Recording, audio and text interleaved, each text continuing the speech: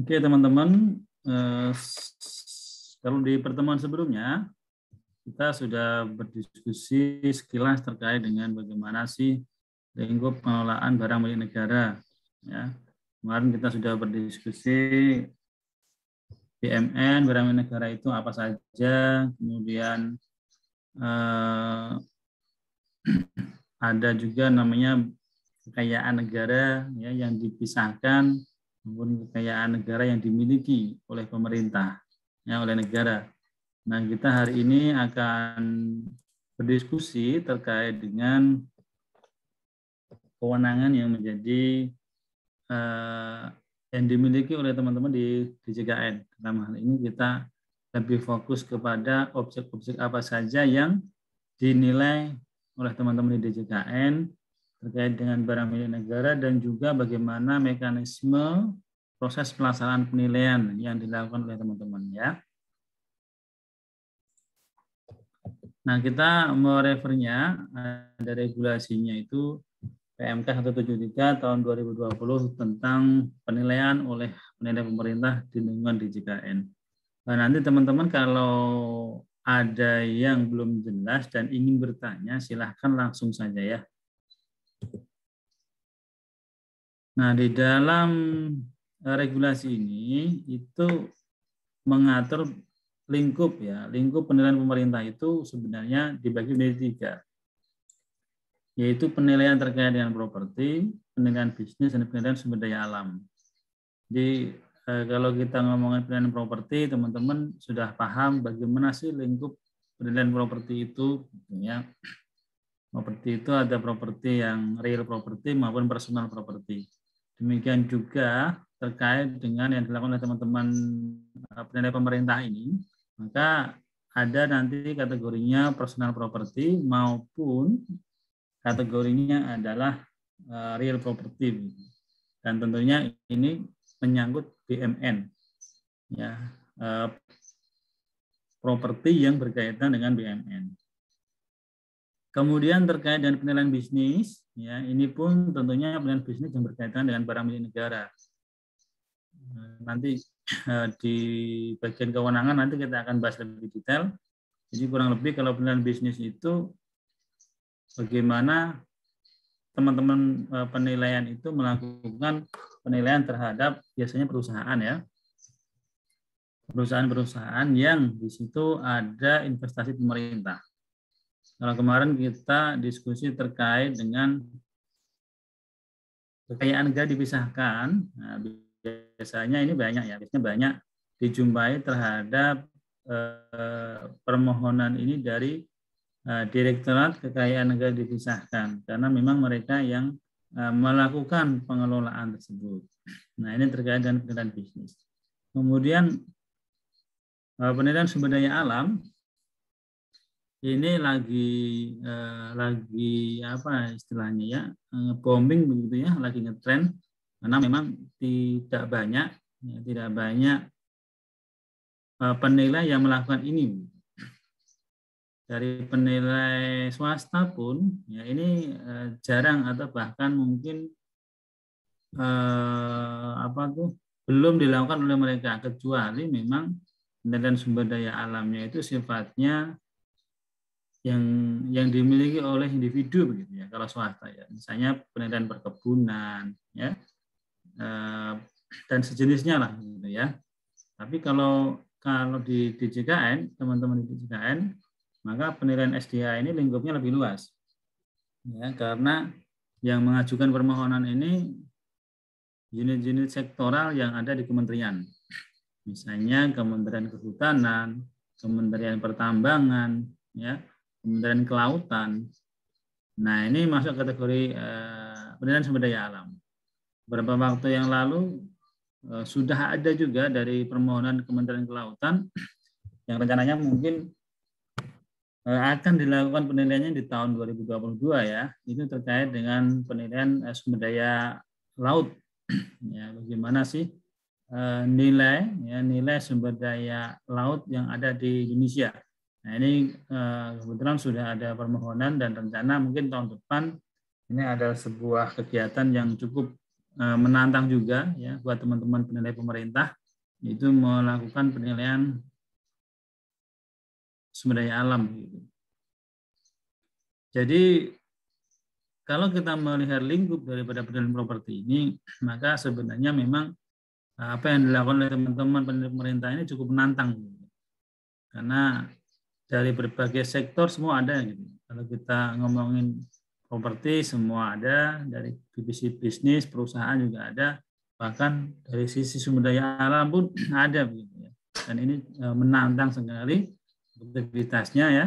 Nah, biasanya kalau kita ngomongin SDA misalnya, ini biasanya di wilayah Indonesia Timur, teman-teman penilai pemerintah ini yang mereka lebih banyak melakukan kegiatan penilaiannya begitu. Kalau terkait tambang batu bara, ini kan biasanya di Kalimantan.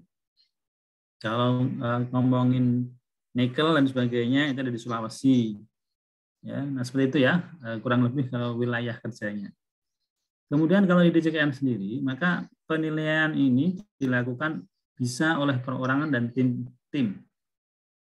Ya, kebetulan di DJKN itu sudah ada jabatan fungsional. Maka jabatan fungsional yang ada di DJKN itu dia dapat melakukan penilaian secara tim, secara perorangan.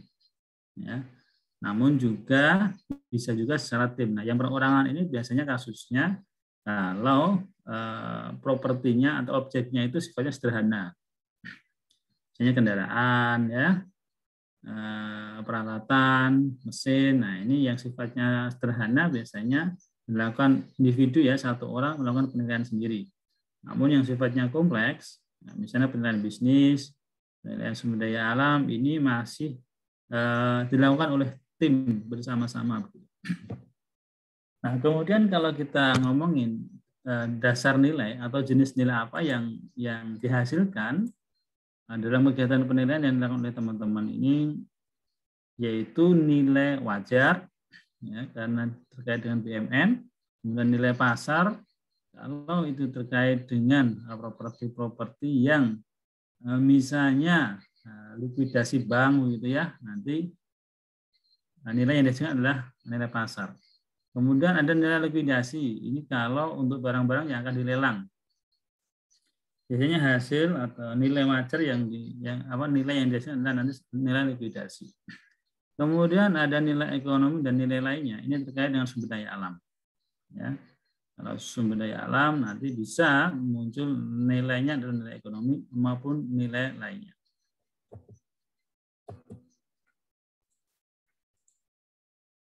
Nah, kalau proses pelaksanaan penilaian, saya kira sama ya teman-teman, seperti yang teman-teman sudah pahami semua, mulai dari identifikasi permohonan, kemudian penentuan tujuan penilaian, pengumpulan data, analisis data, menentukan pendekatan penilaian, membuat kesimpulan nilai, dan menyusun laporan keuangan. Menyusun laporan penilaian. Nah, kemudian tahap selanjutnya setelah pelaksanaan penilaian ini dilaksanakan, ada tahap namanya pelaksanaan kaji ulang laporan penilaian atau review ya. Review ada kegiatan review dan ada kegiatan kaji ulang. Nah, ini namanya kendali mutu laporan penilaian. Oke, nanti kita akan bahas lebih detail satu persatu. Nah, terkait permohonan. Jadi permohonan itu maksudnya adalah bahwa kegiatan penilaian yang dilakukan oleh teman-teman penilai pemerintah ini tidak bisa dilakukan tanpa ada permohonan atau penugasan. Permohonan itu ya tentunya dari pihak yang memiliki kewenangan untuk mengajukan permohonan. Misalnya kalau kita ngomongin BMN tentunya ada namanya satuan kerja atau kementerian lembaga. Nah, ini namanya pemohon. Mereka yang akan mengajukan permohonan penilaian kepada penilai pemerintah. Tergantung objeknya gitu ya. Nah, kemudian ada juga yang dimaksud dengan konsep penugasan. Ya, konsep penugasan itu bisa mandatori. Ya, suatu saat misalnya ada kegiatan yang sifatnya skala nasional, ya, kayak kemarin misalnya reevaluasi BMN, maka ini sifatnya bukan permohonan, tetapi penugasan.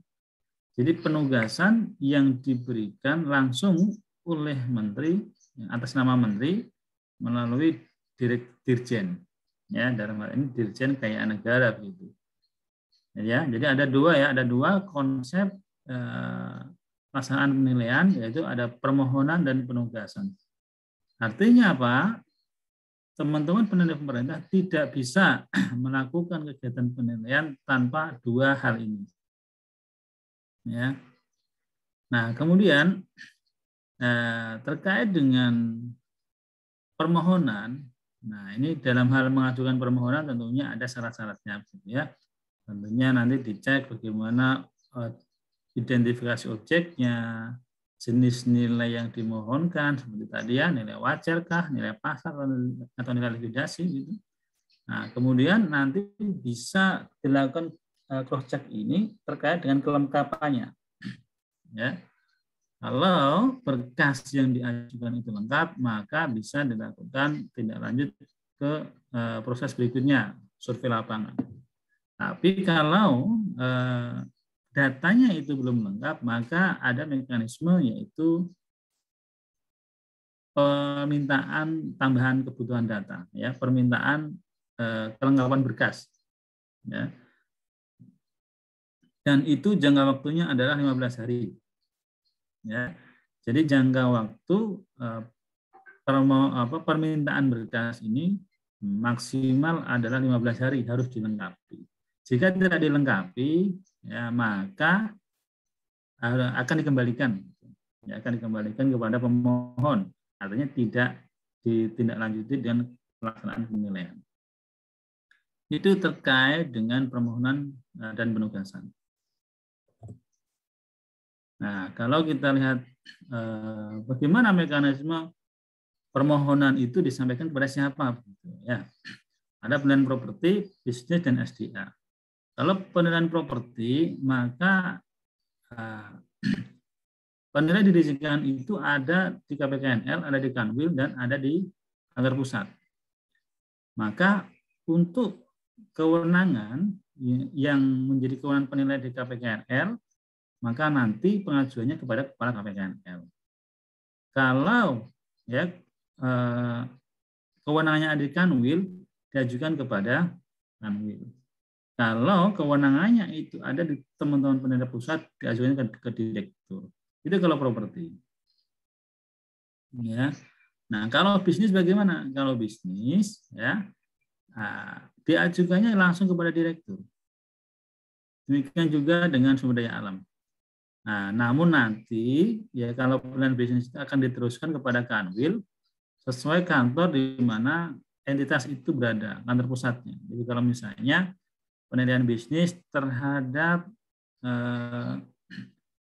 misalnya apa itu BUMN begitu ya, BUMN-A lah misalnya. Nah, maka dilihat dia di mana kantor pusatnya. Nah, kalau kantor pusatnya di Jakarta, maka nanti bisa diteruskan ke Kanwil DKI. Ya, kemudian Kanwil DKI ada.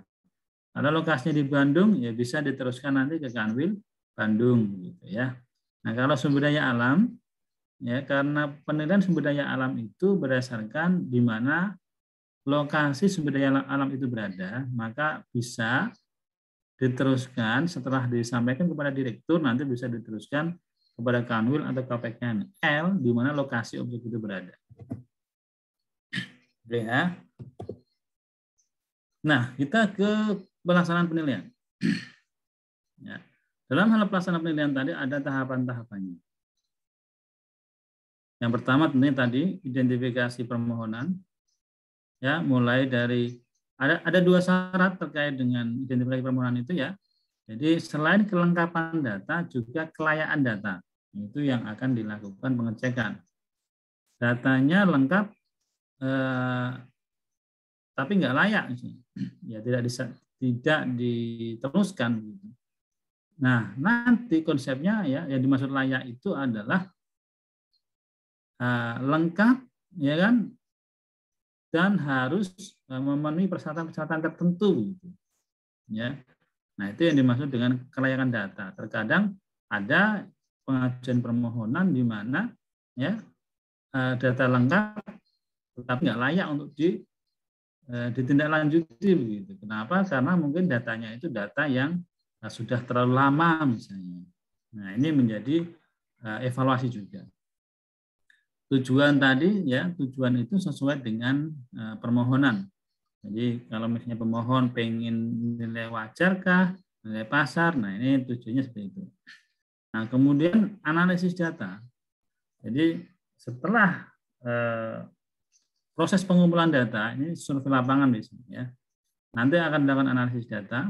Nah, kemudian untuk pendekatan penilaiannya ini bisa digunakan pendekatan pasar, biaya, pendapatan, aset atau lainnya. Kalau secara umum tentunya 1 sampai 3 ya. Nah, kalau pendekatan aset atau pendekatan lainnya ini nanti untuk penilaian bisnis dan penilaian SDA. Ya. Kemudian terkait dengan simpulan nilai, ya, simpulan nilai harus dicantumkan dalam satuan mata uang rupiah. Jika dalam mata uang rupiah, ya, maka harus dibulatkan. Tapi jika dicantumkan dalam mata uang asing, maka tidak perlu dibulatkan. Ya, bisa dengan mata uang rupiah atau mata uang asing jika permohonannya memang dia mata uang asing. Nah, sebagai case misalnya sekarang dilakukan penilaian terhadap PT Inalum Persero ya, PT Inalum Persero. Ini penilaiannya mereka mau menggunakan mata uang asing. Ya, kita melakukan penilaian sesuai dengan yang dimohonkan tadi. Nah, kemudian terkait laporan penilaian, maka ini dia dalam bahasa Indonesia ya laporan penilaiannya, kemudian ada lingkup tadi kendali mutu ya, kendali mutu atas kegiatan review ataupun kaji ulang atas laporan penilaian. Nah, apabila kita melakukan kegiatan pendekatan penilaian, ya maka kita harus memilih pendekatan yang dianggap paling mencerminkan. Bisa menggunakan lebih dari satu pendekatan, tetapi nanti dilakukan rekonsiliasi, ya, atau memilih pendekatan yang dianggap paling mencerminkan. Ya, nah ini terkait dengan pelaksanaan penilaian. Nah, ada hal baru juga ya terkait dengan pengumpulan data. Pengumpulan data ini ya dapat dilakukan dengan mekanisme survei lapangan maupun tanpa survei lapangan. Ya. Jadi ternyata COVID ini ya membuat bagaimana sebuah regulasi itu mau tidak mau disusun menyesuaikan dengan kondisi. Ya, kita tahu bagaimana COVID ini sudah 2 tahun ya, berjalan dan itu tentunya berpengaruh terhadap kegiatan penilaian yang dilakukan oleh teman-teman di penilai pemerintah. Dan pelayanan penilaian itu kan tidak mungkin kemudian berhenti dengan kegiatan pelaksanaan dengan adanya COVID itu, ya. Maka dibuatlah sebuah regulasi yang bisa diterapkan dalam kondisi termasuk COVID tadi. Maka survei kegiatan pengumpulan data itu bisa dilakukan dengan 2 cara, yaitu dengan survei lapangan dan tanpa survei lapangan. Ya. Nah, survei lapangan sendiri itu bisa dilakukan melalui peninjauan langsung dan tanpa peninjauan langsung. Nah, kalau yang selama ini dijalankan oleh teman-teman sebelum COVID itu namanya peninjauan langsung, survei lapangan dengan peninjauan langsung. Ya, yaitu dia ke lapangan. Tapi bisa juga survei lapangan tanpa peninjauan langsung. Maksudnya apa? Yaitu dia tidak langsung ngecek objek penilaiannya. Penilaiannya maksudnya ya. Penilai tidak langsung cek fisik objek penilaian dan cari data pembanding. Nah, kalau peninjauan langsung berarti dia harus ke lapangan langsung ya, cek objeknya, cek data pembandingnya itu secara langsung. Ya. Nah, kalau tanpa peninjauan langsung itu ada syaratnya, begitu. Ada syarat dan kondisi yang diperbolehkan teman-teman itu konsep survei lapangan tanpa peninjauan langsung. Yang pertama, lokasi objek tidak dapat dijangkau. Ya, misalnya, ya kan, ini case-case di mana penilaian itu kalau kita ukur maka biaya yang harus dikeluarkan oleh pemerintah untuk kegiatan penilaian itu lebih besar daripada mungkin nilai aset yang akan dinilai, begitu ya. Misalnya sebuah penilaian pemindahan tanganan barang rusak gitu ya di pulau tertentu begitu. Ya kan? Nah, ini bisa dilakukan survei lapangan tanpa peninjauan langsung. Sambil contoh misalnya di Jakarta itu ada Kepulauan Seribu ya. Nah, ada Kepulauan Seribu. Di Kepulauan Seribu itu ada Pulau Pramuka. Nah, di Pulau Pramuka itu ada aktivitas pemerintahan di sana. Ya, ada aktivitas pemerintahan di sana. Di sana ada kantor BPS, ya, kantor LIPI. Nah, itu di Kabupaten Kepulauan Seribu. Nah, seandainya nih diasumsikan misalnya pada saat kegiatan ada penugasan, kemudian cuaca tidak mendukung, ya, penilai untuk bisa berangkat ke Kepulauan Seribu itu, karena mungkin ombak besar, curah hujan yang tinggi dan sebagainya, yang mungkin akan ada kekhawatiran ya apabila teman-teman harus ke lokasi membahayakan begitu. Nah, ini salah satu ini ya, lokasi objek tidak dapat dijangkau. Ini bisa dikategorikan seperti itu. Syarat yang kedua apa? Ada jaringan teknologi informasi untuk video call. Nah, di Pulau Pramuka itu ada, ya, ada jaringan di sana lah ya. Orang mau telepon mau apa ada di sana. Video call juga bisa, begitu ya. Nah, kemudian ada ini ya, berikutnya itu ini, pemilik atau penguasa objek siap memfasilitasi kegiatan dengan tanpa peninjauan langsung, yaitu tadi video call begitu. Ya, jadi penilai tidak harus ke Pulau Pramuka, tetapi bisa video call dengan satker yang ada di sana untuk menunjukkan dan memperlihatkan barangnya. Ya, lihat video call misalnya tadi ya, kendaraan mau dihapuskan ya divideokan saja lewat video call tadi. Ini kendaraannya ya seperti apa, lewat video call. Ya. Nah, kemudian ada syarat berikutnya adalah data informasi lain di luar objek dimungkinkan dapat diperoleh dari sumber data sekunder. Misalnya, ya kalau kita mau cari data pembanding kendaraan di Jakarta, tentunya kan banyak. Ya, di internet bisa diperoleh. Ya, cari di internet data pembanding kendaraan, misalnya wilayah Kepulauan Seribu misalnya. Nah, kalau itu bisa didapatkan, ya itu sangat dimungkinkan untuk dilakukan survei lapangan tanpa peninjauan langsung. Dan syarat terakhir objeknya selain tanah yang tadi saya sampaikan, misalnya kendaraan. Gitu. Kalau untuk tanah belum bisa, tapi kalau selain tanah maka itu bisa dilakukan survei lapangan dengan tanpa peninjauan langsung. Izin bertanya, Pak. Monggo silakan. Jadi terkait survei lapangan tanpa peninjauan langsung ini, Pak, di tahap pengumpulan data ini, apakah kita itu bisa memastikan gitu, Pak, untuk menggunakan sistem ini tuh bisa benar-benar data-data yang ada dan terintegrasi di DJKN itu sudah benar dan lengkap gitu, Pak. Kemudian untuk kekurangan dari metode survei lapangan tanpa peninjauan langsung ini seperti apa, Pak? Yang sekiranya ditemui di lapangan gitu. Terima kasih, Pak. Oke. Pertanyaan pertama tadi kalau nggak salah, apakah bisa diyakini gitu ya, Mbak ya?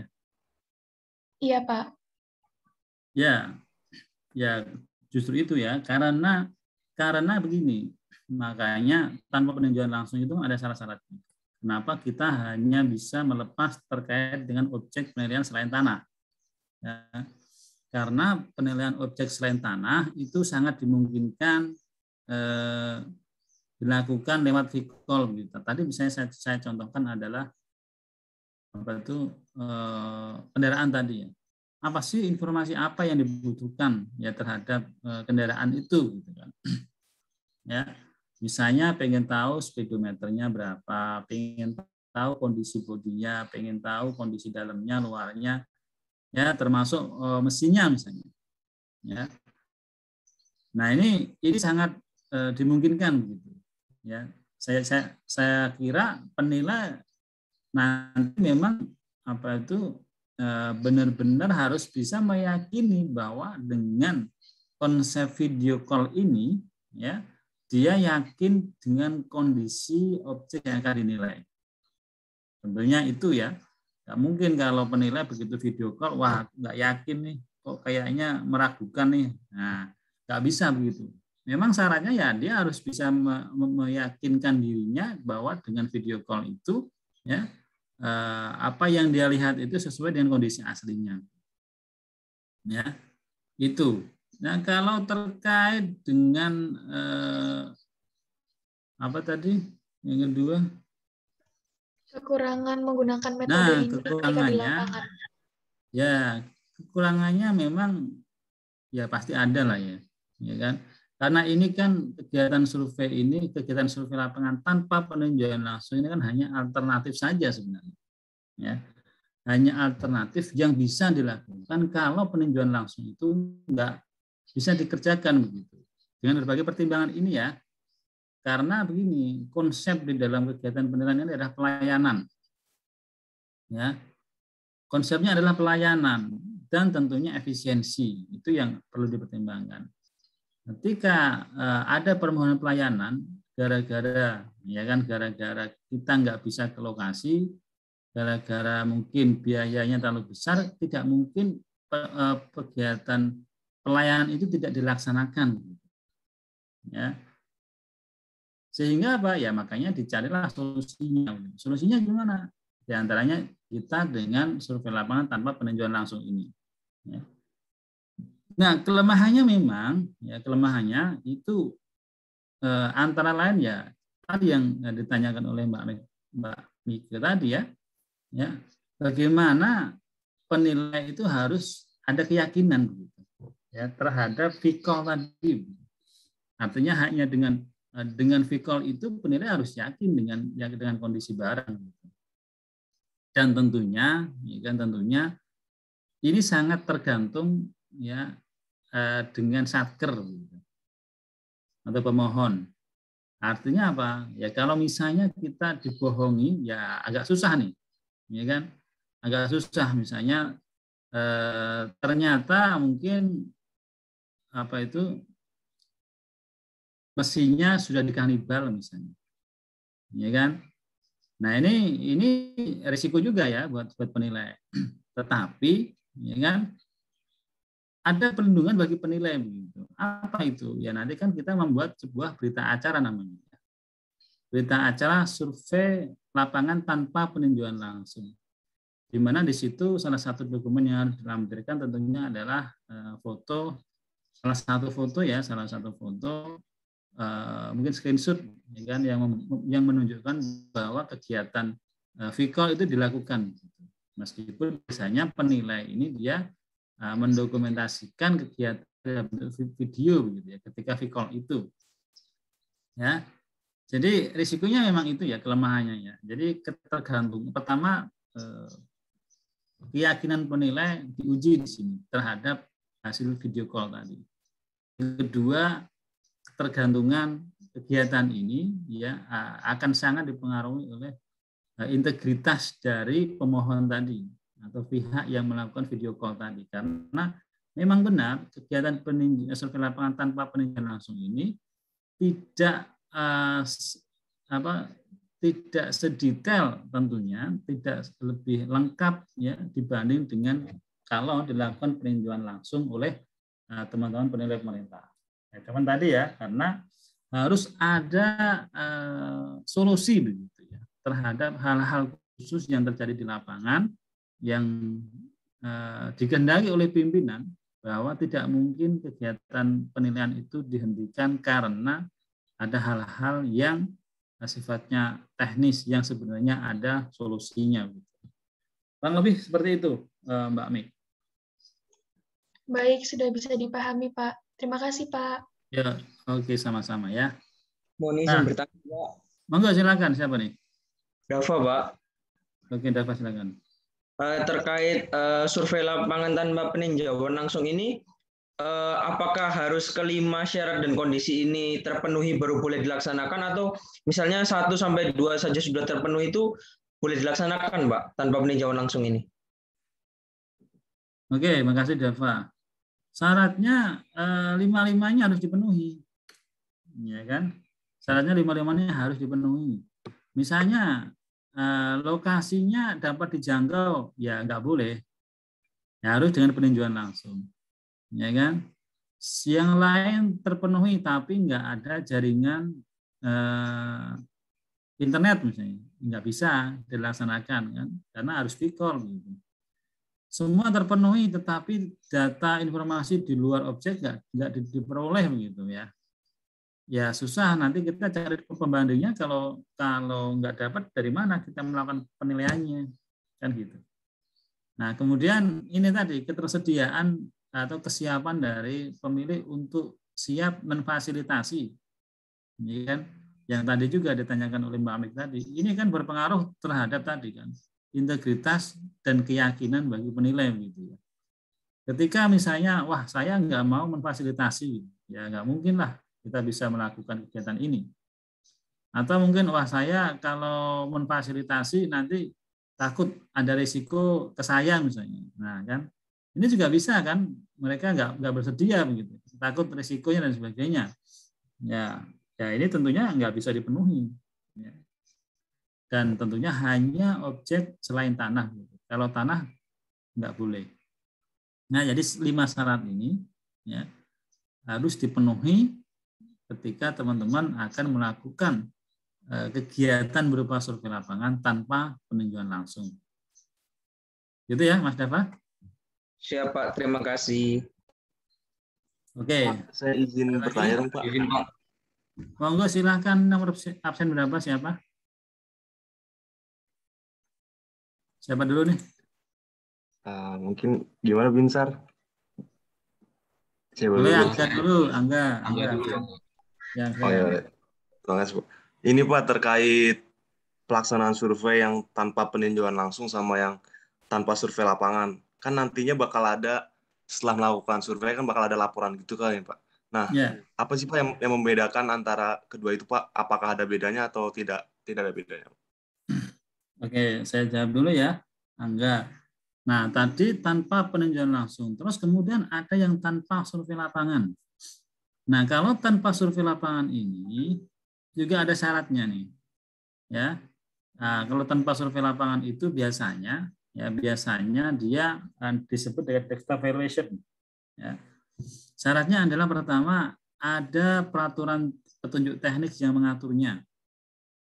Seperti yang kemarin evaluasi aset BMN kemarin kan untuk selain tanah itu dilakukan dengan desktop valuation tanpa survei lapangan. Ya kan? Nah, untuk yang tanpa survei lapangan itu juga ada informasi kan yang diperlukan untuk melakukan kegiatan penilaian. Nggak mungkin lah kita menilai sebuah mobil sudah nggak survei, nggak ada data lain, ya gimana kita mau melakukan penilaiannya kan gitu ya. Maka di dalam kegiatan tanpa survei lapangan ini, ya, maka ada persyaratan yang harus dipenuhi, yaitu ada surat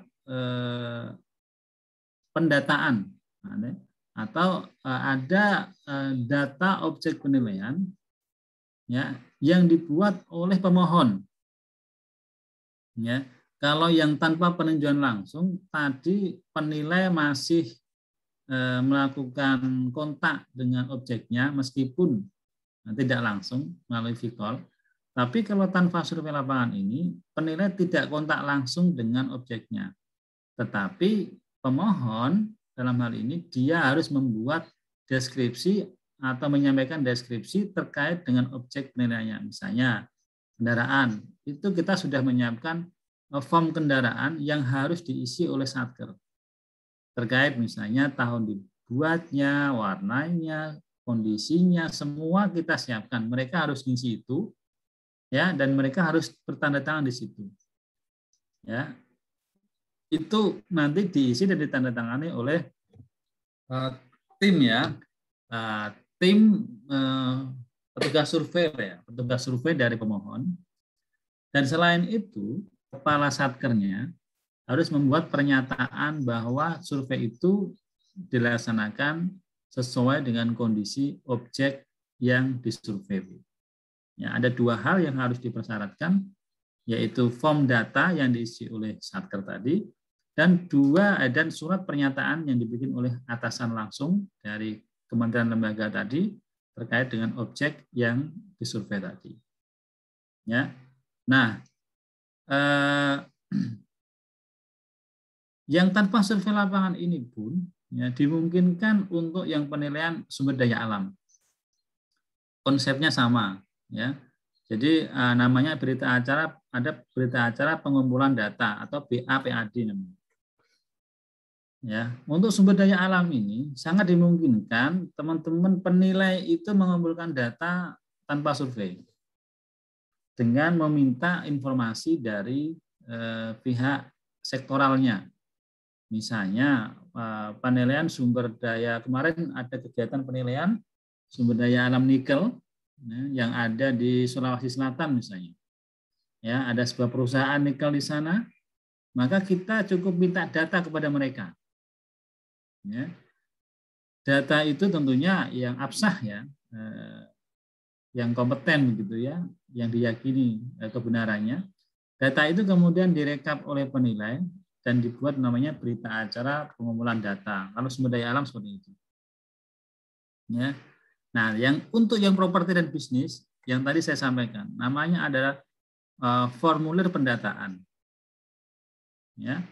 Yang formulir pendataan ini dibuat oleh petugas survei dari satker tadi dan ya surat keterangan yang dibuat oleh pimpinannya. Ya. Nah, bagaimana dengan penyusunan laporan tadi yang ditanyakan oleh Angga? Bagaimana penyusunan laporannya? Nah, ini semua nanti ada namanya berita acara. Ya, kalau ya, untuk survei lapangan dan peninjauan langsung namanya berita acara survei lapangan. Ya, dengan peninjauan langsung. Tanpa peninjauan langsung nanti dibuat juga namanya berita acara survei lapangan tanpa peninjauan langsung. Dituangkan nanti di dalam berita acara itu hasilnya apa. Nah, yang tanda tangan, ya, kalau survei lapangan dengan peninjauan langsung nanti selain penilai, yang tanda tangan juga pihak yang mendampingi yang akan melakukan tanda tangan. Tapi kalau berita acara survei tanpa peninjauan langsung, ini cukup ditandatangani oleh penilai dan dilampiri bukti ini tadi, hasil video call-nya. Ini kan, itu dokumen yang dihasilkan dari hasil kegiatan survei lapangan.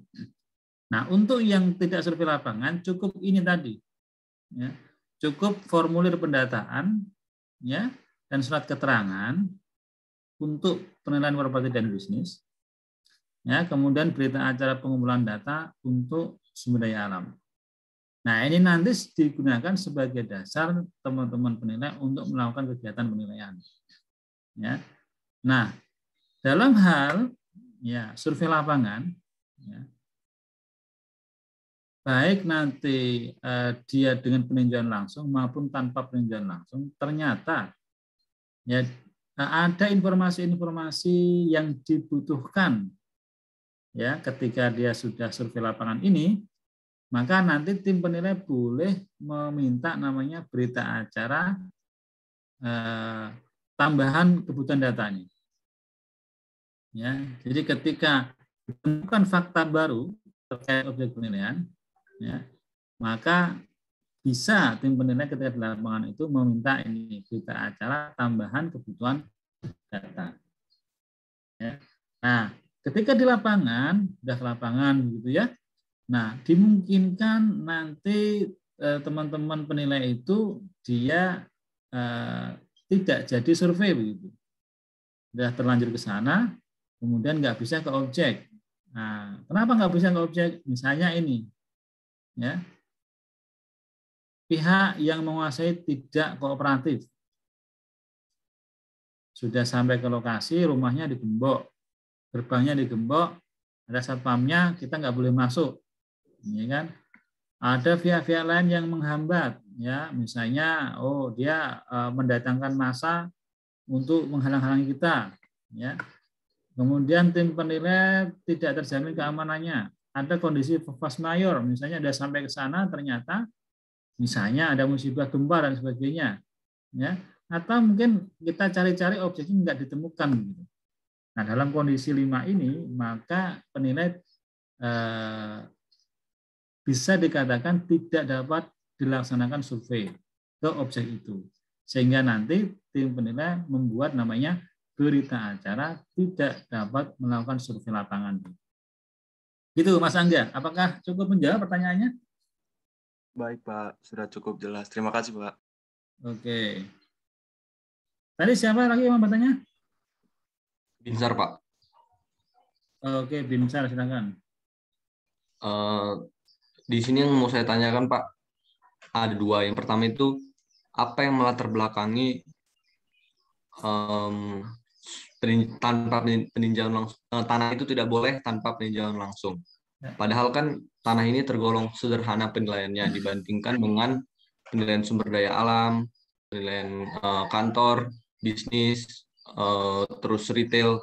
Nah, kira-kira latar belakangnya apa ya Pak? Kemudian yang kedua, tadi kita bahas sebelumnya di permohonan, di mana kalau untuk permohonan penilaian properti itu harus disampaikan kepada direktur, kepala kanwil, atau kepala KPKNL. Ada tahapannya. Sedangkan kalau bisnis dan SDA itu langsung kepada direktur. Kira-kira saya ingin bertanya juga Pak terkait latar belakangnya, kenapa harus seperti itu Pak? Kenapa bisnis harus langsung ke direktur dan SDA langsung ke direktur? Itu saja Pak yang ingin saya tanyakan. Oke, makasih Binsar. Yang pertama, kenapa sih hanya tanah? Gitu? Ini pertanyaan yang menarik sebenarnya, ya kan? Jadi memang regulasi ini sifatnya dinamis, ya. Pada saat regulasi ini dibuat, kita mengasumsikan bahwa pertama kegiatan penilaian selain tanah untuk tanah ya, kenapa tanah ini tidak boleh dilakukan dengan tanpa peninjauan langsung? Itu pertama, ya kan? Penilaian tanah itu kalau Sandi Binsar dikatakan tidak kompleks, menurut kami tidak. Maksudnya tanah itu sesuatu yang kompleks, begitu. Kenapa? Karena, ya kan, banyak faktor yang harus diperhitungkan ketika kita melakukan kegiatan penilaian tanah nih. Ya kan? Nah, misalnya terkait dengan analisa pasarnya. Ya, analisa pasar tanah itu dan analisa HBU lah ya sekalian ya. Dan analisa HBU itu saya kira tidak bisa ya didapatkan tanpa penilaian langsung ke lokasi. Dan tentunya tidak sesederhana kalau dia selain tanah. Kita nggak mungkin tanya-tanya ke penguasa atau pemilik barang terkait dengan kawasan ya, kemudian kondisi lingkungan, kemudian bagaimana elevasi dan sebagainya begitu. Tanpa dia paham ya, tanpa dia paham terkait dengan konsep penilaian tanah itu sendiri begitu. Ya kan? Artinya menjadi sedemikian kompleks ketika kita ya, harus melakukan kegiatan penilaian tanah ini dengan tanpa peninjauan langsung. Karena tadi ya, banyak unsur ya yang harus diidentifikasi oleh penilai di dalam kegiatan penilaian tanah ini yang tidak mungkin itu bisa diperoleh ya dengan hanya video call. Itu alasan pertama. Yang kedua, ya informasi di luar objek penilaian dimungkinkan dengan data sekunder yang poin ini, ya. Jadi untuk penilaian tanah itu, ya, kita kan harus dapat data pembanding, ya kan? Data pembanding itu paling bagus tentunya adalah berada di kawasan lokasi yang sama dengan objek penilaian itu, ya. Tidak mungkin kita mencari objek penilaian tanah, mencari objek pembanding tanah di luar wilayah objek penilaian tadi sebelum kita mengecek terlebih dahulu di kawasan tersebut, gitu. Ya kan? Biasanya penilaian kan pertama cari pembanding itu tentunya di dekat objek penilaian, ya kan? Kemudian radius yang lebih luas lagi, kalau nggak ada ya baru kemudian keluar pulau, kan begitu ya. Jadi ada tahapan-tahapannya kan ketika kita mencari objek pembanding untuk tanah ini. Jadi tidak bisa kemudian langsung diputus. Kita cari pembanding di sini aja gitu. Karena di pulau sana nggak terjangkau tadi misalnya, kan di Kepulauan Seribu tadi misalnya ya. Kita nggak bisa ke sana, ya udah kita pakai tanpa peninjauan langsung aja ya. Kita cari pembanding yang ada di Jakarta misalnya. Nah, ini sangat tidak apple to apple begitu. Ya, sangat tidak apple to apple. Nah, dua faktor tadi menjadi salah satu alasan sebenarnya. Ya, menjadi salah satu alasan kenapa memang untuk penilaian tanah ini harus dilakukan dengan peninjauan langsung. Ya. Nah, kemudian pertanyaan berikutnya tadi adalah terkait dengan tadi wacana. Nah, oke, saya sekalian menambahkan. Kegundahan BINSAR sebenarnya beralasan juga. Kenapa sih? Karena ini juga menjadi pertanyaan teman-teman di daerah ya. Karena ya itu tadi terkait dengan sebenarnya bukan terkait dengan kompleksitas penilaiannya ya, tetapi terkait dengan pelayanan, lebih cenderung ke pelayanan. Ya. Kenapa? Karena untuk melakukan kegiatan penilaian ini kan kalau kita peninjauan langsung butuh waktu yang relatif lama ya, butuh waktu survei harus ke sana, ya kan, dan sebagainya lah. Nah, sementara kalau terkait pelayanan ini, ya kan, pimpinan itu terkadang menginginkan udahlah waktunya singkat saja, begitu, dipercepat begitu, sehingga benar tadi yang BINSAR sampaikan ada beberapa masukan yang menghendaki supaya penilaian tanah itu juga bisa dilakukan dengan tanpa peninjauan langsung. Ini hanya masukan saja ya, hanya masukan dari teman-teman di daerah. Namun kita belum berani memutuskan itu, gitu. Karena apa? Karena dengan survei lapangan dengan tanpa peninjauan langsung pun kita masih harus berhati-hati ya, masih harus berhati-hati karena konsep kegiatan penilaian itu sebenarnya adalah head to head. Penilai itu prinsipnya sebenarnya nggak bisa melakukan kegiatan penilaian tanpa melihat langsung objek penilaiannya. Prinsipnya itu sebenarnya. Dan itu yang diakomodir di SPI juga seperti itu ya. Standar Penilaian Indonesia yang dikeluarkan oleh MAPI itu pun menjelaskan terkait dengan survei itu seperti itu. Ya. Ideanya penilai itu harus melihat objeknya. Ya.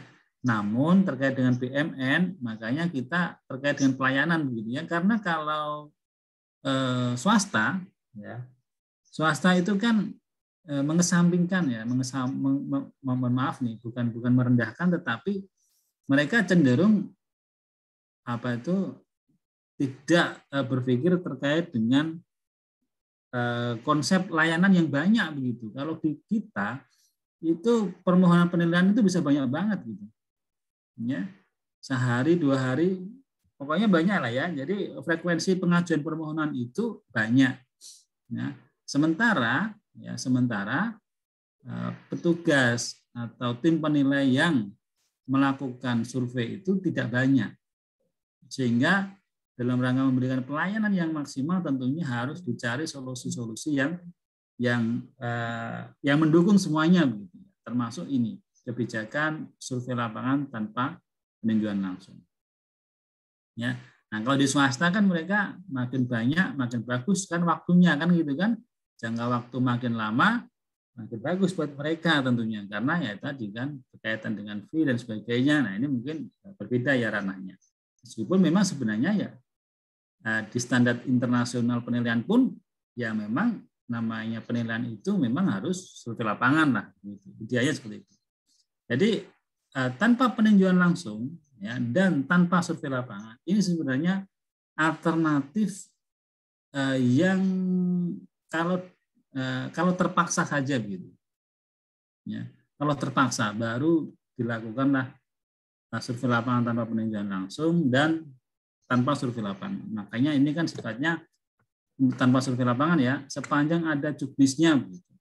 Kita pun masih pasang rambu-rambu itu ya, selagi kondisi normal dan sebagainya, permohonan normal, kemudian tim juga terjangkau dan sebagainya, maka seyogyanya meskipun dia selain tanah juga harus dengan peninjauan langsung. Oke ya, itu pertanyaan pertama ya, Mas Binsar. Kenapa alasannya seperti itu? Kemudian terkait pertanyaan tadi untuk, nah ini ya, apa sih alasannya gitu? Properti, jadi di DJKN sendiri ya, kita lebih familiar ke penilaian properti, Mas Binsar. Teman-teman penilai pemerintah itu lebih familiar dan sekarang mereka memang sudah biasa lah ya melakukan kegiatan penilaian properti. Makanya untuk kegiatan penilaian properti itu ranah alokasi permohonannya kita sebar ya, KPKNL, Kanwil, Direktur, karena sudah biasa begitu. Namun, untuk penilaian bisnis dan SDA, ini terus terang teman-teman penilai pemerintah itu tidak semuanya terbiasa. Ya, tidak semuanya terbiasa. Bahkan mungkin bisa dikatakan biasanya yang melakukan kegiatan penilaian bisnis dan SDA itu teman-teman di kantor pusat. Sehingga apa? Sehingga ini harus direktur. Kenapa? Karena nanti teman-teman di kantor pusat yang akan melakukan verifikasi terkait dengan kelengkapan datanya. Intinya di situ ya, intinya di situ. Nah, kalau dialokasikan ke daerah, khawatirnya teman-teman ini ketika dia nggak paham, ya kemudian langsung melakukan penilaian, nah ini nanti menjadi blunder dan malah menjadi masalah di kemudian hari begitu. Sehingga untuk SDA dan bisnis ini kita menerima permohonannya ya masih tersentralisasi, masih jadi satu ke direktur semua. Nanti di direktur ini kan kantor pusat ya, di kantor pusat nanti akan dilakukan verifikasi ya atas permohonan tadi. Nah jika sudah lengkap dan memungkinkan untuk dilakukan kegiatan penilaian, barulah kemudian proses berikutnya ini diteruskan ke Kanwil, atau untuk yang SDA tadi ke Kanwil dan ke KPKNL. Begitu Mas Binsar, apa cukup jelas? Baik Pak, sudah cukup jelas Pak. Terima kasih Pak. Oke, sama-sama. Oke, saya lanjutkan dulu. Ini sudah, ini waktunya tinggal setengah jam ya. Masih banyak, saya yang penting-penting aja ya. Nah ini kalau isinya laporan penilaian saya kira, nah ini terkait dengan ini, kendali mutu ya. Jadi di kegiatan penilaian kita, ini ada 2 tahapan kendali mutu. Ya. Yang pertama itu namanya pemaparan. Ya. Yang kedua namanya kaji ulang. Nah, pemaparan itu dilakukan ya, pemaparan itu dilakukan terhadap administrasi laporan, prosedur dan metode yang dilakukan di dalam atau yang dilakukan dalam laporan penilaian itu. Dan ya, untuk kegiatan pemaparan ini maka dilakukan sebelum laporannya jadi. Ya. Jadi sebelum laporan jadi maka dilakukanlah kegiatan pemaparan. Ya, pemaparan itu dilakukan di hadapan teman-teman penilai yang lain ya untuk mempresentasikan lah begitu. Sama lah seperti kalau misalnya kita ada tugas menilai, suruh presentasi ke teman-teman, ya seperti itu namanya kegiatan pemaparan itu ya. Jadi penilai sebelum mencetak final hasilnya, maka dia harus mempresentasikan ke penilai yang lain untuk meminta masukan. Nah, ini namanya kendali mutu. Nah, hasil masukan tadi ya dimungkinkan nanti bisa juga berdasarkan pertimbangan penilai ada yang benar juga, oh ya ternyata saya salah nih. Saya salah mengalihkan, saya salah metode, saya salah prosedur dan sebagainya. Sehingga dimungkinkan nanti dilakukan perubahan ya terhadap laporan penilaian tadi. Draftnya begitu, draftnya. Ya. Nah, itu namanya kegiatan pemaparan. Nah, kalau kegiatan itu sudah dilaksanakan, kalau laporan penilaian sudah jadi, ya, maka namanya kegiatan kaji ulang. Ya, tadi ada kegiatan kaji ulang. Nah, ini ya. Kaji ulang. Ya, artinya kaji ulang ini untuk melakukan penilaian akhir lah ya. Ya, penilaian akhir atas laporan penilaian yang dibuat oleh teman-teman yang tujuannya adalah untuk pembinaan sebenarnya. Ya, kalau yang pemaparan tadi bisa merubah laporan, tapi kaji ulang ini tidak bisa merubah laporan. Ya. Nah, tujuan dilakukannya tentunya nanti hasil kaji ulang ini biasanya kaji ulang itu dilakukan di level yang lebih tinggi. Ya, KPKNL dikaji ulang Kanwil, Kanwil dikaji ulang pusat. Nanti hasil kaji ulang ini ya digunakan untuk pembinaan. Oh, ternyata meskipun sudah dipaparkan, diberi masukan, ternyata masih ada aja yang kelewatan gitu ya. Nah, misalnya salah ketik atau apa dan sebagainya. Nah, ini nanti arahnya adalah ke pembinaan. Nah, itu terkait dengan kendali mutu ya. Nah, ini kaji ulang ya. Tadi ada pemaparan, ada kaji ulang. Nah, kaji ulang itu dilakukan terhadap laporan penilaian, pemanfaatan dan pemilihan tanganan saja. Jadi kalau untuk menyusun neraca, dia tidak dilakukan kaji ulang. Ya, cukup namanya ini ya, routing slip saja. Ya, pada saat kendali mutunya adalah dengan namanya routing slip, ya checklist lah begitu ya, terkait dengan administrasi prosedur, tapi cukup di checklist saja. Kalau untuk laporan neraca, tujuannya untuk penyusunan neraca. Tapi kalau untuk yang pemilihan pemanfaatan, maka ada konsep kaji ulang. Nah, kaji ulang itu dilaksanakan baik tadi ya administrasi maupun prosedur. Nanti dituangkan dalam berita acara dan hasilnya digunakan untuk pembinaan. Nah, ini konsep dari kaji ulang laporan penilaian.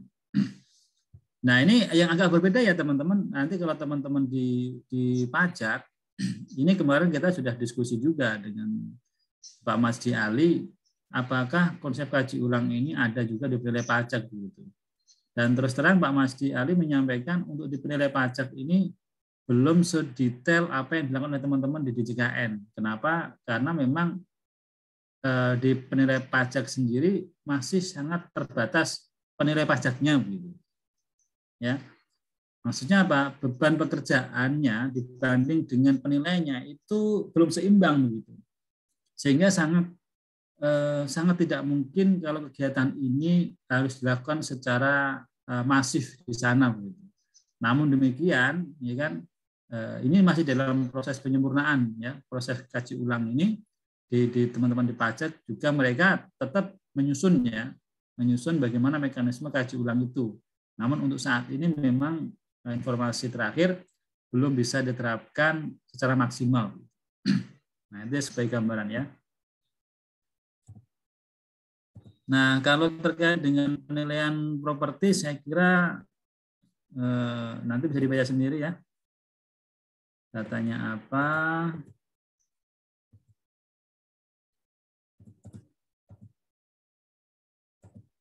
Ini untuk bisnisnya, untuk SDA-nya. Nah, saya ingin menyampaikan ini nih. terkait dengan kewenangan penilai pemerintah ya. Penilai pemerintah itu kan dibagi menjadi beberapa kantor ya. Ada di KPKNL, ada di Kanwil, ada di pusat. Nah, mereka ini mempunyai kewenangan masing-masing. Ya. Punya kewenangan masing-masing. Kalau di kantor pusat itu kewenangannya biasanya ya untuk penilaian BMN yang pengelolaannya pada dirjen. Jadi artinya yang levelnya lebih luas. Ya, persetujuan pengelolaan yang dia di level dirjen itu nanti yang melakukan penilaian pemerintah. Misalnya nih, penilaian dermaga ya dengan harga perolehan di atas 100 miliar itu persetujuannya harus dirjen. Nah, artinya penilaian dermaga untuk persetujuan pemanfaatan misalnya itu harus dilakukan penilaiannya oleh teman-teman di kantor pusat. Ya. Tapi kalau di bawah 100 miliar ya sampai 5 miliar itu kewenangan teman-teman di Kanwil. Ya, karena nanti persetujuannya di level Kanwil gitu. Nanti yang melakukan kegiatan penilaian teman-teman di Kanwil. Kemudian juga kalau di pusat itu terkait dengan penilaian untuk surat harga negara, penilaian BUMN, ya, penilaian bisnis sumber daya alam, ya, yang lebih dari satu kantor wilayah. Jadi kalau penilaian sumber daya alam, kalau objek penilaian objek sumber daya alamnya itu ada di satu KPKNL, maka itu jadi kewenangan KPKNL. Kalau objeknya itu ada melintasi 2 KPKNL, wilayah kerja KPKNL, maka itu menjadi kewenangan Kanwil. Ya. Tapi kalau sumber daya alam itu dia lintas Kanwil, maka itu menjadi kewenangan teman-teman di kantor pusat. Seperti itu kurang lebih ya. Ini kalau kantor pusat. Nah, kalau di Kanwil, ya tadi ya pengelolaannya ada di eselon 2 atau eselon 2 di kantor pusat atau di Kanwil. Ini terkait dengan persetujuannya. Ya, kalau persetujuannya dia level. Jadi pengelolaan penilaian barang milik negara ini selaras dengan konsep pengelolaan barang milik negara. Tidak bisa dilepaskan dari itu. Di dalam pengelola, makanya di awal kan kita sudah diskusi terkait pengelolaan BMN gitu ya. Kenapa sih harus dijelaskan itu? Ya karena kegiatan penilaian BMN itu tidak terlepas dari kegiatan pengelolaan BMN, termasuk ini persetujuannya. Yang memberikan persetujuan ini nanti berpengaruh juga terhadap siapa yang akan melakukan kegiatan penilaian. Ya. Nah, kemudian untuk penilaian barang milik negara, barang milik daerah yang di provinsi. Jadi kalau misalnya penilaian BMD punyanya Pemprov DKI, maka yang melakukan Kanwil. Tapi kalau penilaian Pemda punyanya misalnya Kota Madya Jakarta Selatan, nah, itu menjadi kewenangannya KPKNL. Nah, KPKNL. Nah, seperti itu ya. Kemudian BUMD provinsi, ya, sumber daya alam lebih dari satu KPKNL ya tadi saya jelaskan ya. Nah, ini yang paling banyak sebenarnya. Lingkup pelaksanaan penilaian yang ada di KPKNL. Ya, karena konsep kita kan pelayanan ya. Jadi KPKNL ini kan ujung tombak pelayanan. Maka banyak sekali permohonan yang memang harus diajukannya ke kepala KPKNL. Ya, seperti ini. Penilaian barang yang kewenangannya ada di KPKNL. Ya. Kemudian penilaian yang kewenangannya ada pada pengguna barang. Ini ada barang-barang yang dia persetujuannya itu di pengguna barang. Ini dilakukan oleh penilaian KPKNL. Terus kemudian ini nih, penilaian barang milik negara pada pengelola barang untuk barang-barang tertentu. Ini yang paling banyak ini. Seperti K3S ya. Pertambangan PK2B ya, kemudian BPPN, aset X kelolaan ya. Nah, ini banyak sekali ini. Kemudian juga BLU ya. Kemudian untuk penilaian bongkaran, nah bongkaran itu semua ke KPKNL. Barang rampasan ya, rampasan kejaksaan, rampasan KPK, gratifikasi KPK, ex bea cukai ya, benda-benda sitaan pajak, sitaan apa? Sitaan KPK, sitaan kepolisian, ini semua lari ke sana. Termasuk barang jaminan ya, aset milik asing, ya. Ini APMAT. Nah, kemudian ada misalnya kayak negara lain-lain, ya. Kemudian BMD yang ada di kota yang tadi saya sampaikan, kabupaten termasuk dan desa itu masuk ke KPKNL. Ya, nah ini ya, ini terkait dengan lingkup pelaksanaan penilaian yang ada di DJKN. Jadi dipisah ya, kewenangannya siapa, yang akan melakukan siapa. Ada yang mau ditanya? Oke, nanti yang lain dibaca ya. Nah, bantuan penilai. Jadi di DJKN itu kita mengenal bantuan penilaian ya. Artinya karena keterbatasan, ada dua hal yang menyebabkan kenapa sih bantuan penilaian itu dilakukan begitu ya. Karena keterbatasan ini sumber daya manusia. Mau nggak mau namanya di kantor itu kan nggak semua ya. Nggak semua SDM itu harus terpenuhi begitu. Kadang ada kantor yang dia SDM-nya dalam hal ini tenaga penilainya terbatas. Maka diatur terkait konsep bantuan tenaga penilai. Ya. Jadi kalau di KPKNL kekurangan orang dia bisa minta ke Kanwil. Gitu ya. Kalau Kanwil dia kekurangan orang, dia bisa minta KPKNL lain di wilayah kerjanya. Nah, misalnya kalau di Jakarta itu ada KPKNL Jakarta 1, 2, 3, 4, 5. Misalnya KPKNL Jakarta 1 kekurangan orang, maka nanti Kanwil, ya KPKNL minta ke Kanwil, oleh Kanwil nanti bisa aja dimintakan bantuan KPKNL Jakarta 2 misalnya. Atau minta Kanwil yang berbatasan, kalau DKI berbatasan dengan Banten misalnya. Nah, Kanwil bisa minta tenaga dari Kanwil Banten. Atau mungkin ke pusat. Ya, Kanwil DKI minta bantuan ke pusat. Ya. Atau juga Kanwil itu bisa meneruskan tadi permintaan bantuan dari KPKN diteruskan ke kantor pusat atau ke Kanwil yang lain. Nah, demikian juga memungkinkan sekali kantor pusat juga kekurangan SDM ya. Nanti arahnya ya bisa minta bantuan ke Kanwil atau KPKNL. Nah, kemudian ada bantuan teknis. Kalau bantuan tenaga penilai ini terkait dengan sumber daya manusianya. Kalau bantuan teknis ini terkait dengan kesulitan teknis yang tadi saya jelaskan. Tidak semua penilai itu memiliki kompetensi yang seragam. Ada kalanya permohonan yang sifatnya unik, aneh, begitu ya, belum pernah melakukan kegiatan penilaian, maka ini bisa nanti mekanisme bantuan teknis namanya. Misalnya KPKNL disuruh nilai kapal pesiar misalnya kan, waduh saya nggak ada pengalaman, nanti bisa minta bantuan teknis. Nah alurnya gimana? KPKNL bisa minta bantuan teknis ke Kanwil, ya kan? Atau ya nanti kalau Kanwil misalnya dia nggak bisa, juga bisa meminta bantuan teknis ke kantor pusat. Ya, kalau Kanwil ke kantor pusat atau nih ya meneruskan bantuan teknis dari KPKNL tadi kepada kantor pusat. Nah, itu ya terkait dengan bantuan teknis. Nah, kemudian ada expose. Expose ini adalah kegiatan pemaparan yang dilakukan oleh penilai di hadapan pemohon. Jadi kegiatan pemohon itu kan tadi banyak ya. Kegiatan kendali mutu tadi, yang pertama saya jelaskan tadi, itu dilakukan di hadapan penilai. Kemudian disusun laporan penilaian, dilakukan kaji ulang.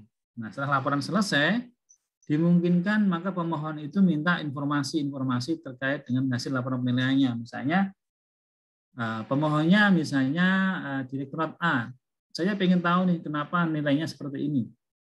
Bisa dijelaskan. Nah, ini namanya expose. Ya. Jadi penilai harus mempertanggungjawabkan hasil penilaiannya itu kepada pemohon. Ya, jadi konsep keterbukaan lah ya, konsep keterbukaan di dalam melakukan kegiatan penilaian ini kita jaga, ya, dengan tadi ya mekanisme kendali mutu, kaji ulang termasuk expose ini, sehingga seorang penilai dia memang harus benar-benar ekstra hati-hati, ya. Dalam melakukan kegiatan penilaiannya, nggak bisa asal-asalan, karena dia harus mempertanggungjawabkan ke banyak pihak tadi ya. Pertama ke teman-temannya, yang kedua ke unit yang lebih tinggi, karena di kantor pusat. Ya, yang ketiga ini kepada pemohon. Nah, ini banyak hal yang harus disiapkan oleh seorang penilai di dalam melakukan ekspos ini.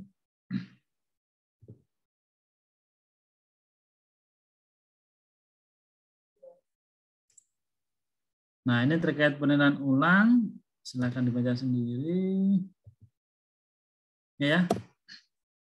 Nah, itu kurang lebih teman-teman terkait dengan isi dari 173 terkait penilaian yang dilakukan oleh teman-teman di DJKN. Nah, kalau terkait dengan jabatan fungsional, monggo nanti silahkan dibaca. Kalau di DJKN sendiri, jabatan fungsional penilai pemerintah itu sekarang totalnya ada 226, ya, relatif masih sedikit gitu ya.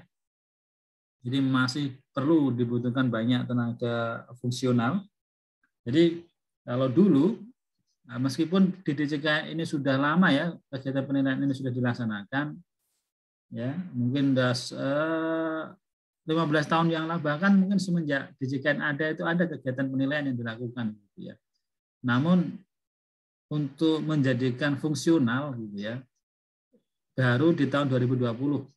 Ya, baru ada pengangkatan pejabat fungsional. Sebelumnya ya struktural yang melakukan kegiatan penilaian. Jadi belum pernah dilakukan sebelumnya, namanya pejabat fungsional. Namanya aja penilaian, tetapi bukan fungsional yang melakukan. Nah, di tahun 2020 ya mulailah kemudian diangkat jabatan fungsional penilai pemerintah di lingkungan DJKN. Ya. Nah, kalau di DJKN sendiri itu levelnya, ya level jabatan fungsionalnya itu dia ada pertama, muda, dan madya. Ya. Nah, ini ya jenjangnya di DJKN ada jabatan fungsional penilai pertama, ahli pertama, muda, madya, dan utama, begitu ya. Nah, ini unsur-unsur kegiatan saja. Nah, mungkin demikian teman-teman, mungkin untuk jabatan fungsional saya kira nanti silakan dibaca sendiri, ada regulasinya juga, monggo silakan. Ada yang mau ditanya sampai sini? Izin bertanya, Pak. Monggo silakan. Ini siapa nih? Dava, Pak. Oke, Dava silakan.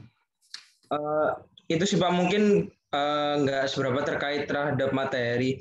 Nah, kan tadi Bapak kurang lebih mengatakan bahwa DJKN itu untuk saat ini memiliki fungsional penilai kurang lebih 226 kalau tidak salah dengar tadi Pak.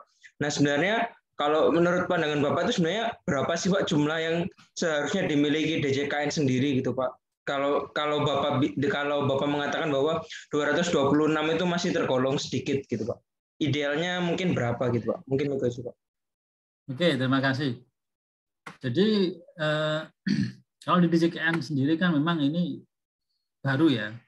Sementara untuk mengantisipasi kekurangan SDM itu, maka di regulasi kita diatur bahwa kegiatan penilaian itu dapat dibantu oleh teman-teman di luar penilai. Tapi tidak jadi ketua ya. Jadi bisa menjadi anggota. Ini kan, nah di situ biasanya teman-teman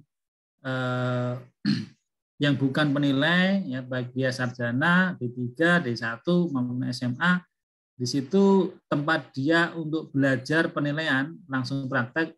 Nah, itu dengan regulasi yang kita buka di mana kegiatan penilaian ini dapat ya dilaksanakan oleh teman-teman yang bukan fungsional penilai gitu. Ya kan? Nah, di regulasi kita juga bukan hanya di kita ya, di regulasi di Menpan itu juga mensyaratkan ketika teman-teman mau diangkat menjadi jabatan fungsional, salah satunya adalah adanya pengalaman di bidang penilaian gitu. Sehingga ini selaras dengan kebijakan yang dibuat oleh Menpan, makanya kita buka di regulasi kita, dimungkinkan yang bukan penilai itu melakukan kegiatan penilaian. Nah, pertanyaan Dava tadi, sebenarnya seberapa sih ya yang dibutuhkan gitu. Jadi kita saat ini kan karena baru diangkat, maka kita ini baru mengidentifikasi sebenarnya Mas Dava. Karena di setiap kantor ini beda-beda nih. Ya. Kebutuhan fungsional ini tentunya nanti berkaitan dengan beban pekerjaan, ya. Karena beban pekerjaan ini nanti berkaitan dengan angka kredit. Jadi nggak mungkin dong kita ngangkat fungsional penilaian tetapi tidak ada kerjaan di sana, kan begitu. Sehingga untuk saat ini kita lagi mengidentifikasi seberapa banyak sih sebenarnya kebutuhan yang diperlukan untuk total penilaian di DJKN. Nah, dan ini butuh waktu sebenarnya ya, butuh waktu. Kenapa? Karena kita tentunya ngeceknya ini berdasarkan historical kegiatan penilaian yang dilakukan oleh teman-teman di KPKNL. Sebagai contoh nih ya, satu KPKNL dan KPKNL yang lain itu tidak sama beban kerjanya. Ada KPKNL yang dia permohonannya sedikit gitu ya. Sehingga di situ mungkin tidak diperlukan banyak penilai ya. Mungkin satu kantor cukup 2 atau 3 orang di situ. Ya. Tapi ada juga di KPKNL yang dia beban kerjanya sangat luar biasa banyaknya. Sehingga mungkin di situ ya harusnya dibutuhkan penilai 10 orang. Gitu. Untuk saat ini mungkin masih ada 3 orang. Gitu. Nah, hal-hal yang demikian yang kita identifikasi, ya, yang saat ini kita identifikasi, ya, untuk menentukan seberapa banyak sih seharusnya pejabat fungsional yang dibutuhkan di DJKN itu sendiri, gitu. Ya. Nah, untuk kantor-kantor tertentu, tadi saya sampaikan, saya ambil contoh Jakarta lah, DKI Jakarta ya. DKI Jakarta, kemudian Medan, Surabaya, kemudian Denpasar, Bandung, ya, Palembang, kota-kota besar lah ya, itu relatif load pekerjaannya sangat banyak. Ya, tapi itu tadi ya, ini kita akan tentunya mengidentifikasinya nanti secara real begitu. Tapi selama ini pengalamannya itu load pekerjaannya banyak. Kenapa bisa katakan demikian? Karena berdasarkan angka kredit yang diperoleh teman-teman begitu. Ya, tolak ukurnya kan sebenarnya angka kredit. Ada yang satu kantor target angka kredit setahun itu sudah bisa tercapai hanya 3 bulan saja, ya kan? Itu bukan target angka kreditnya yang kerendahan, tetapi karena banyaknya pekerjaan di daerah di kantor itu, ya. Namun ada juga satu kantor yang dia dengan target angka kredit yang sama, ya, baru bisa tercapai dalam jangka waktu 1 tahun, ya kan? Artinya ketika dalam 1 tahun tercapai ya idealnya seperti itu ya. Tapi kalau dia 3 bulan 4 bulan sudah tercapai targetnya, itu berarti kantor itu kurang orang tuh. Berarti overload dia pekerjaannya gitu ya. Nah, perkiraan saya sih kisarannya harusnya sekitar 400 sampai 500 lah sebenarnya untuk saat ini ya di DJKN sendiri. Dan nah ini jadi fungsional penilaian nanti sifatnya terbuka. Ya, maksudnya apa? Penilai pemerintah nanti tidak hanya ada di DJKN saja, tetapi nanti juga ada di kementerian lembaga. Ya, di kementerian lembaga itu nanti juga dalam rangka pengelolaan BUMN ya. Seperti misalnya kemarin yang sudah ngajuin itu di Kejaksaan. Kejaksaan kemarin mereka sudah ngajuin akan ada fungsional penilai pemerintah di Kejaksaan. Sekitar 30 mereka sudah ngajuin melalui penerimaan PNS, CPNS, ya kan? Nah, nanti kemudian lembaga yang lain juga sangat dimungkinkan akan seperti itu, gitu ya. Nah, untuk Pemda sendiri pun hal yang sama, ya, hal yang sama juga demikian, gitu ya. Jadi kalau kita ngomongin penilaian pemerintah secara makro, sebenarnya kebutuhan penilaian pemerintah itu sangat banyak dibutuhkan. Tapi kalau kita ngomongin DJKN, ya kurang lebih tadi yang saya sampaikan ya. DJKN kurang lebih kalau untuk kebutuhan organisasi di DJKN saja mungkin kisarannya sekitar 400 sampai 500. Tapi kalau kita ngomongin pengelolaan BUMN dan BUMD sesuai dengan yang kemarin kita diskusikan di awal, PP 28 itu kan pengelolaan BUMN BUMD ya. Di situ dibutuhkan penilai, maka masih banyak banget ya, penilai yang dibutuhkan, apalagi di Pemda. Ya. Pemda itu kabupaten provinsi itu ada sekitar 600-an jumlahnya. Kalau masing-masing ada 3, ya berarti kurang lebih dibutuhkan sekitar 1.600 penilai pemerintah di sana. Nah, dan ini peluang sebenarnya, ya peluang buat teman-teman. Artinya kita kan nggak ngerti di mana kita berkarir ya. Nanti siapa tahu teman-teman mungkin berkarir ada yang ditempatkan di pajak, ada di DJKN atau di kantor lain ya. Ya, saya kira ini sebagai gambaran bahwa memang fungsional penilaian pemerintah ini salah satu tempat bisa digunakan oleh teman-teman untuk berkarir. Itu mungkin Mas Dewa. Oke ya teman-teman, saya kira karena waktu saya mohon maaf ya. Saya cukupkan dulu pertemuan kita di hari ini ya. Terima kasih atas atensinya, terima kasih atas diskusinya. Mudah-mudahan ini menambah wawasan dan pemahaman kita terkait dengan pengelolaan BUMN dan juga bagaimana sih objek-objek penilaian yang ada di penilaian pemerintah maupun yang ada di DJKN. Dari saya sementara itu semuanya terima kasih. Salam sehat, kita jaga kesehatannya. Sampai ketemu lagi insya Allah Jumat yang akan datang. Assalamualaikum warahmatullahi wabarakatuh. Waalaikumsalam. Terima kasih Bapak. Terima kasih, Pak. Terima kasih, Pak. Ya.